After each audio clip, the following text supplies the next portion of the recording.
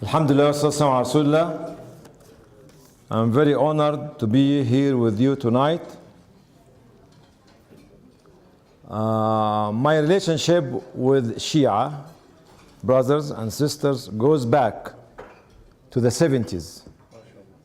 When one of the scholars visited our house, my father was a scholar of Islamic law, to try to discuss the divide between Sunni and Shia at that time.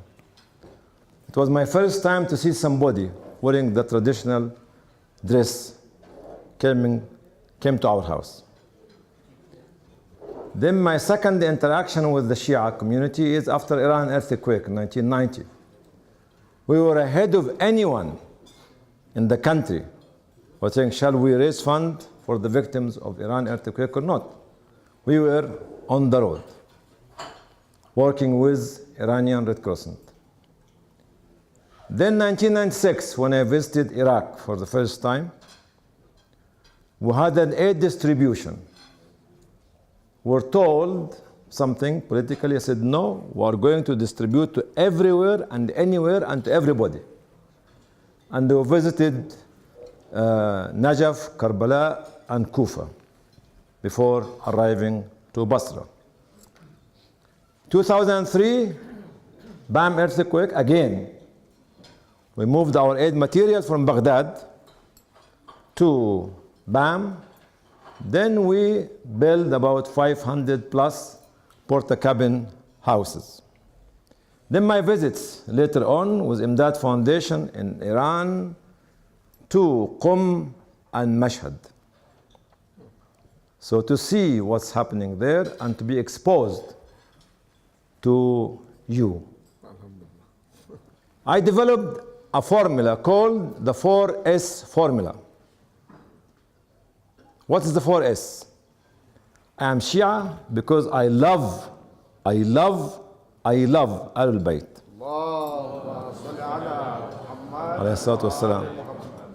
And the second S is Sunni, to follow the tradition of the Prophet ﷺ.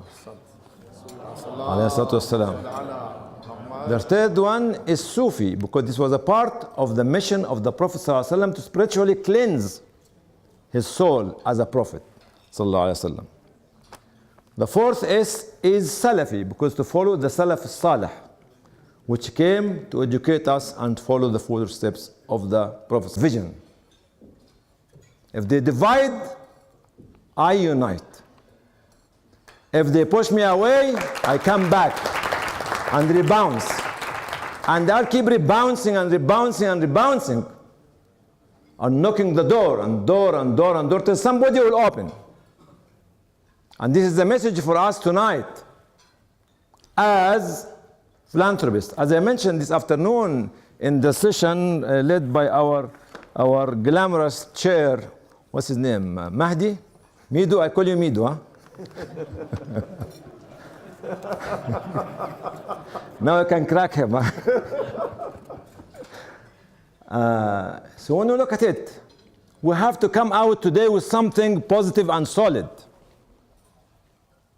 I don't understand what philanthropy mean or entrepreneur mean or whatever it is. I'm a layman and street worker. Nothing more than that. In the good old days, I used to go from door to door, street to street, mosque to mosque. Do what? Distribute leaflets. Stand in front of the mosque to raise a pound, 2 pounds, 5 pounds, whatever it is. I'm very proud to be the first one who introduced the begging formula to the mosques in UK outside the mosque itself. In less than an hour in Birmingham Central Mosque, I raised from standing outside 1,500 pounds. This is in 86, 87. I'm very proud to be the first one who stand with this cardboard box in my hand to do that. Without having this, I could not have been with you today. You could not have invited me. Because the people who made me to be standing here are those people in Africa, are those people in Iraq, and those people in Afghanistan, and those people in Myanmar. Those are the real heroes who drive our vision, who consolidate our mission, and who deliver our message on behalf of us, because they suffer while we are having our dinner. They are displaced while we are having a cozy and peaceful life in a safe country like UK or Switzerland, America. They are our heroes. So when we start next to them, we need to be next to them, not to talk about them. We need to be standing and making them smile, not to look at them with a smile. We need to draw a smile on their faces. We need to bring a better future for them, our heroes. Our heroes who brought us here today and tomorrow and yesterday. Remember that your wealth belongs to them. Remember that your work belongs to them. Remember that whatever you do for them, Allah will reward you abundantly in this life and the life to come. Coming back to what we need to have tonight. When I visit the Syrians or the Somali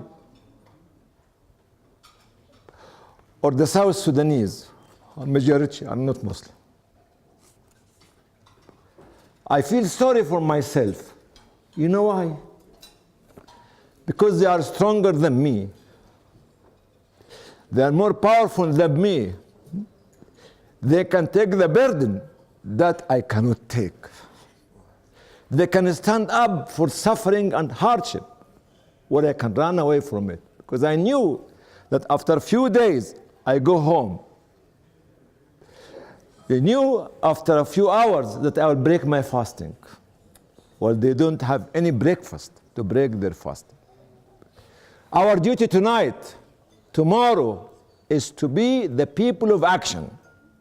Act, don't talk. Don't ever think that the wealth we have in this room is enough.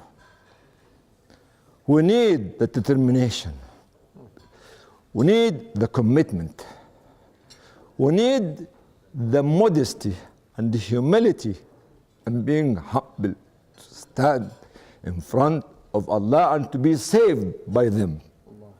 The only one who will save us in front of Allah as such a little child with a sticky eye and running nose and barefooted, who will be saying, "Oh God, don't let him go to hell. I stand for you," as a child, as a widow, as an orphan, as the sick man. Remember all the time to have a photograph of these children in your bedroom, in your memory. That's why after Muhammad sallallahu alaihi wasallam,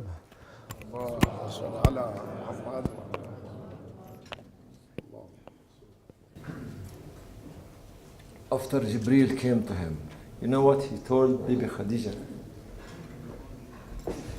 The time of sleeping is up. Finish. Finish. You be the people of mission. Do you love Al-Bayt? I am from Al-Bayt, but I don't announce it. Because if I want to be belonging to Al-Bayt, I have to act like Al-Bayt.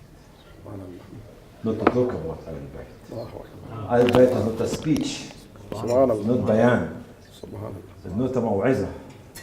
Al-Bayt is action to change the face of humanity and build community. This is Al-Bayt.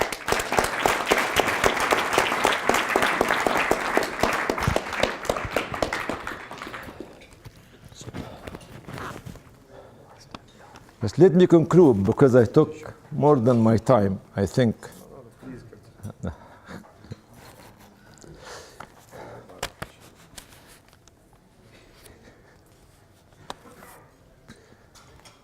I want you to focus on a deliverable. Money is good fact. But building community is more difficult than building business and making money. Extremely difficult. Because when you build community, you build different kind of mentality. You are not the only leader. See? Takes time. Takes a lot of hard work. Takes a lot of standing up. Sleepless night.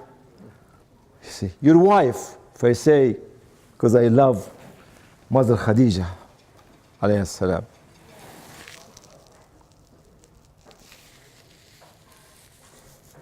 You should be like her. She was the advocate for the Prophet sallallahu alaihi wasallam.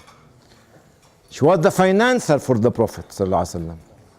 She was the lobbyist for the Prophet sallallahu alaihi wasallam. So you help your husband to build a community, and you build the community. Don't come out tomorrow without having one action to build the community. And let the community to be a part of your establishment. It's not top down. No. It's community building blocks together. It will take years, brothers. No matter how much money you have, you cannot change a seed into a tree or into a jungle overnight because you are a billionaire, because you are Bill Gates or you are others. No. You can't do that. Takes time. You can't have your baby going to the university the time he was born or she was born. Takes time. Community needs a lot of work, dedicated work. And a lot of work in the community needs to be done by you. Media, advocacy, research, lobbying. We need many Sayyida, not only one Sayyida. She managed to make it herself by her own vision, dedication, commitment. But we need to create a system to make Sayyida every hour, or every day, or every week, or every year. System. We need to build a system. Money is not enough to build the system. Vision is there. Prophet ﷺ has a vision, but he realized that actually to build the community of the companion of the Prophet ﷺ in Mecca, 13 years. Took him 13 years. Then 10 years for a guided Prophet sallallahu alaihi wasallam. So I beg you and I urge you to do the thing which people do not do. While you are doing the traditional humanitarian philanthropic work, fine. But who is going to start building media? Start building lobbying organization, research institution, think tank. It's you. It's you. Building the capacity of the local community. It's you. I need your money to do that while we are actually doing our traditional work. The last thing which I need to say, I need you to become an institution. You know what? You have a foundation. Every one of you has a foundation. Foundation for me is like an organization owned by a group of people. An institution is a community owned, community run, community leadership. If you can't stand for the challenge, go from organization and foundation into institution. And this is what we need to have here in UK, building an institution. I love you, then I love you, then I love you, but I want you to love my people. My people are those miserably looking children in Myanmar, in Sudan, in Iraq, in Africa, which have no home to go to, have no future to have no games to play, football or whatever it is to play. Love them, then Allah will love you. As the Prophet ﷺ, whoever love Al-Hasanayn, the Prophet will love him. Al-Hasanayn, which is Hassan and Al-Hussein, alayhim as-salam. If we love Al-Hassan and Al-Hussein when they were little kids, we love the children of humanity. few حسنين سبتين. Sabtain, yeah, Sabtain. So if you want to build a community, build the humanity. Because your community is a part of humanity. Your community is a part of humanity. Don't live in ghettos. Get out of the ghettos. Spread the good message of your community, of Islam, the values of the Prophet ﷺ, the teaching of Al-Bayt to humanity. And the humanity will follow you. Humanity need a leadership. And you can lead by example. You can lead by example because you submit yourself to Allah Almighty subhanahu wa ta'ala through the teaching of Prophet Muhammad sallam and the following of Al-Bayt. Wassalamu alaikum wa rahmatullahi wa barakatuh.